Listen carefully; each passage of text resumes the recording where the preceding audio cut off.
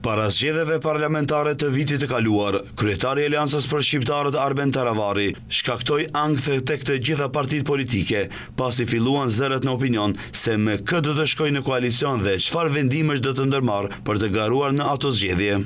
Derisa të gjithë prisnin qëndrimin e tij, Taravari në atë kohë shkroi një status në Facebook, me çka bëri të ditur se kishte vendosur të braktisë BDI-n dhe do t'i bashkohet të Lëvizjes Besa, Lëvizjes Demokratike dhe Alternativës, ku krijuan koalicionin Vlen.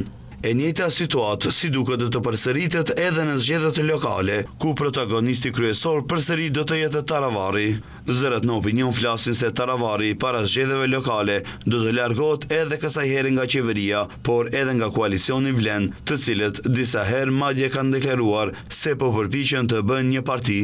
Gjatë ditës së djeshme, situata politike u ndez ende më shumë dhe hapi debat më të gjerë për këto pohime, pasi njëri nga liderët e koalicionit të Vlen, Arben Taravari, deklaroi se Vlen ka një pozicion shumë të dobët në qeveri, ndërsa bëri thirrje për të gjetur një model për një sinergji më të mirë. E deklarata e Taravarit se partitë e koalicionit kanë kanali komunikimi me BDI-n ngjalli shumë reagime brenda koalicionit Vlen, të cilët të gjithë mohuan se kanë ndonjë lloj komunikimi me BDI-n. Nga Lëvizja Besa mohuan se ndonjë eksponent i saj dhe kryetari Bilal Kasami janë duke zhvilluar komunikim me Bashkimin Demokratik për Integrim dhe Ali Ahmetin. Nga Lëvizja Besa thonë se kjo parti asnjëherë nuk ka pasur zhvillime me BDI-n dhe kanë kërkuar pensionimin e Ali Ahmetit.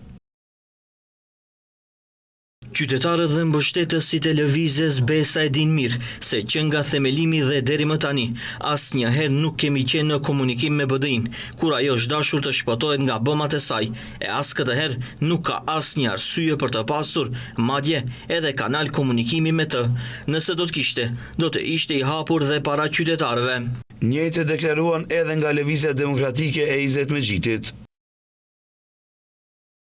LD nuk ka dhe nuk do të ketë asnjë lloj bashkëpunimi me një parti të zhytur në korrupsion, ku figura kryesore të saj janë të vendosura në listën e zezë të Departamentit Amerikan të Shtetit për kapjen e gjyqësorit dhe abuzim me pushtetin. Lëvizja Demokratike distancohet qartë dhe pa ekuivok nga çdo strukturë politike që ka zhndëruar korrupsionin në mënyrë qeveriseje dhe shtetin në mjet për pasurim personal. Nuk ka asnjë komunikim në asnjë nivel dhe në asnjë kanal me Bashkimin Demokratik për Integrim dhe kryetarin e saj, theksuan nga partia Alternativa. Alternativa gjykon se nuk ka asnjë arsye nevojë që të komunikohet me një parti të regjistruar në listën e zezë amerikane të personave non grata, e cilat e shqiptarët do të mbahet mend vetëm për korrupsion, krim dhe abuzim me pushtetin.